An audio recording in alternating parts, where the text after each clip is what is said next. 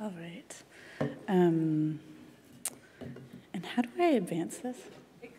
Yeah, that is the right one. I'm going to steal these. But yeah, just okay, great. The big green one. Yeah. Perfect. Okay, so I just want to echo Ursula's thanks. It's really such an honor and a pleasure to be here. Thank you so much for Paola for the invitation. And I also want to acknowledge that the conference is taking place on Lenape and Haudenosaunee territory, and that with this acknowledgement, and that also it's now home to a range of indigenous peoples from across Turtle Island and beyond. And with this acknowledgement as a kind of a reminder to myself and a sort of an asking from you, my community, to really hold us accountable to the questions of the ongoing project of decolonization. And you'll see that this is really important to me in my thinking, so this is part of the reason why I always begin with this kind of a territorial acknowledgement. So one of the things that I've been thinking about for a long time is the relationship of how do we think about the Anthropocene in relationship to questions of art and design. And one of the ways in which I've been conceiving of this, and specifically in the book of that title that I edited with Etienne Turpin a few years ago, is that we argued in that book that the Anthropocene, if we are to accept this term and its mobilizing potentials, and there's all kinds of problems with that term itself, but I think that one of the useful things about that term is that it does this grouping of many different ecological issues together, and so for that I think it's still useful, and also as you'll see a bit later, what I'm going to talk about is that also I think that the Anthropocene betrays, in its naming, it betrays something fundamental about our current relationship with the wider environment. So we argue in that book that the Anthropocene is an aesthetic event. And so what do we mean by that? First of all, we mean this in the sense of aesthesis, right? So that the Anthropocene is a fundamental rearrangement of both the human and other kinds of sensorium. And it's doing this, not to say that this hasn't been happened in numerous other points in planetary history, but rather that it's happening at a scale, at a pace that is really kind of fundamentally unprecedented.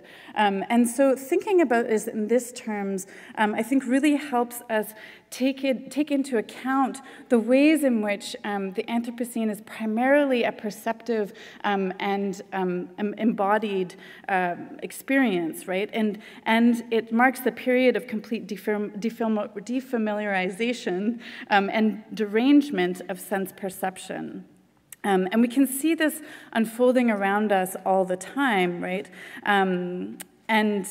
So it's a complete transformation of the sensations and the qualities of the world. And in other words, the worlds that we are born into are receding in front of our eyes, right?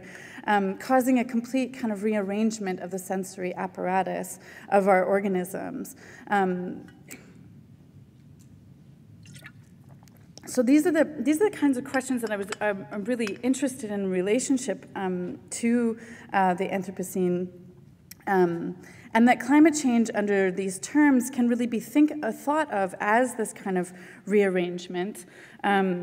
And we can think of this in terms of these kinds of unintentional aesthetic events, such as the intensification of sunsets because of the particulate matter in the atmosphere. And we can think of this in terms of how Nicholas Mirzoff characterizes the Anthropocene as the deadening of the sensations, right? So he says that a lot of the kinds of aesthetics that we see in relationship to art practices, and specifically in relationship to some of the older art practices, actually are enacting a kind of anesthetization. So are getting used to, even Ursula's example of the car commercial, what in part that's doing is an anesthetization to the complete rearrangement of the sensory apparatus that we are now having to undergo. And what I would say about this is that not only is this kind of complete sort of rearrangement of the senses, but it's a rearrangement of the senses within a very specific type of logic.